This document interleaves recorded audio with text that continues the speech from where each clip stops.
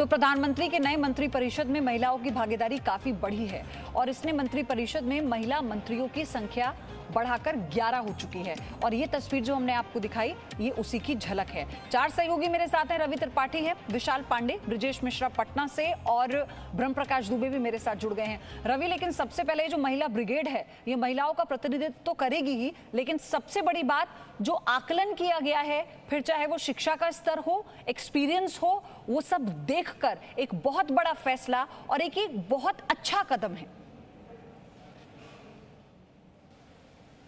नहीं, बिल्कुल बिल्कुल। देखिए, जो भी महिलाएं आई हैं सिर्फ और सिर्फ जातीय समीकरण के हिसाब से नहीं आई हैं, उनके एजुकेशन। जी रवि, आपका फ्रेम फ्रीज हो गया है। विशाल, मैं आपके पास आ रही हूँ।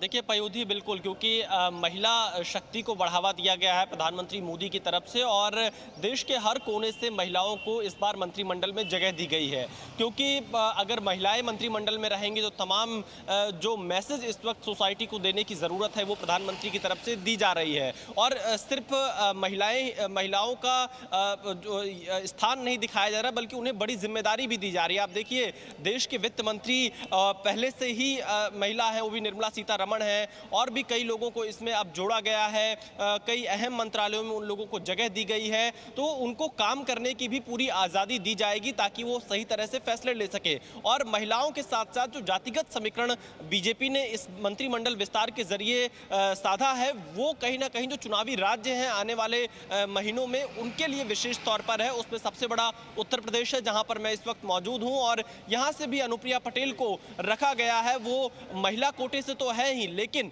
जो जातिगत समीकरण अनुप्रिया पटेल के माध्यम से बीजेपी फिट करना चाहती है वो भी उनका पूरा होता है। वो है ओबीसी वोट बैंक, और ओबीसी में कुर्मी वोट बैंक। जिस बिरादरी से अनुप्रिया पटेल आती हैं और वाराणसी से सटी हुई उनकी संसदीय सीट है मिर्जापुर, तो पूर्वांचल का यह इलाका, बुंदेलखंड के कुछ इलाके जो प्रयागराज और मिर्जापुर से सटे हुए हैं, इन इलाकों में कुर्मी वोट में अच्छी पकड़ अनुप्रिया पटेल की है। और इसीलिए यूपी में विशेष तौर पर इन सब चीजों का ख्याल रखा गया है। पयूधी, बिल्कुल, रविंद्र भी हमारे साथ जुड़ गए हैं, बताया जा रहा है।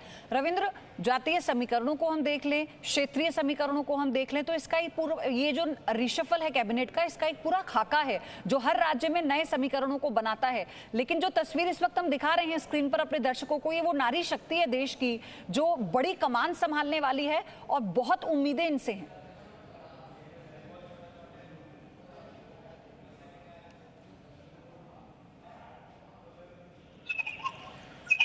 रविंद्र, मैं माफी चाहूंगी, अब आपकी ऑडियो हम तक नहीं पहुंच पा रही है, लेकिन ब्रह्म प्रकाश दुबे हमारे साथ हैं। ब्रह्म प्रकाश, ये हम इसलिए बात कर रहे हैं बार बार इस नारी शक्ति की, हम इसलिए बात कर रहे हैं क्योंकि इतनी बड़ी कैबिनेट जिसमें 77 मेंबर्स हैं और उसमें से महिलाओं की एक कतार अलग ही नजर आ रही है। बिल्कुल पयोधी, देखिए महिलाओं की कतार अलग नजर आ रही है। इतिहास से देखिए कि उनको महत्वपूर्ण मंत्रालय दिए गए हैं।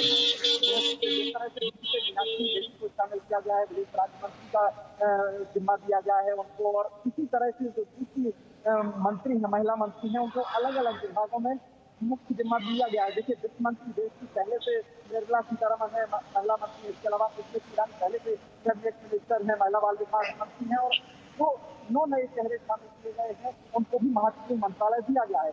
कुल मिला के आप ये देखिए कि जिन भी शहरों को इस विस्तार में लाया गया है उसके ऊपर बड़ी जिम्मेदारी है, क्योंकि एनडीए का जो कार्यकाल है, बीते 1.5 साल तो कोरोना महामारी से निपटने में चले गए हैं और सरकार के समक्ष 3 साल बचते हैं एनडीए के पास, जिसमें मंत्रियों को अपनी परफॉर्मेंस दिखानी होगी, सरकार का कामकाज दिखाना होगा।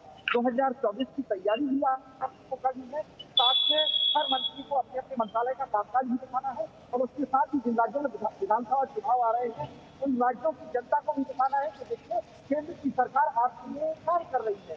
तो न सिर्फ महिला मंत्रियों को बड़ी जिम्मेदारी दी गई है, आप जिस तरह से विस्तार किया गया है, 26 राज्यों को जिस तरह से प्रतिनिधित्व किया गया है, जिस तरह से इसमें ब्यूरोक्रेट शामिल किए गए हैं, जो 7 ब्यूरोक्रेट शामिल किए गए हैं, इंजीनियर शामिल किए गए, इंजीनियर शामिल किए गए हैं, तो जिस तरह का ये मंत्रिमंडल है, यानी तमाम तरह का जो अनुभव है, उसका लाभ कहीं न कहीं मोदी सरकार ब्रह्म प्रकाश, ये जो 7 महिला शक्ति है ना, 7 अलग अलग विभागों में प्रतिनिधित्व करेंगी और उससे ये भी सुनिश्चित होगा कि अब आप देखिए, आपके शिक्षा का स्तर हो, आपका अनुभव हो, आपको कम नहीं आंका जा रहा, उसी का इनाम है जो आपको एक तरह से प्रमोशन मिल गया है। इसी बड़ी खबर पर हम बने रहेंगे। मोदी मंत्रिमंडल विस्तार से जुड़ी हर एक जानकारी, विभाग से जुड़ी वो कौन से चेहरे हैं जो आज अपना पदभार संभाल रहे हैं, कहां पर किन किन नेताओं के साथ जेपी नड्डा की बैठक हो रही है, इस पर हमारी नजर बनी हुई है। हर अपडेट पहुंचा रहे हैं। Presenting B News app available on Google Play and App Store. Download it now.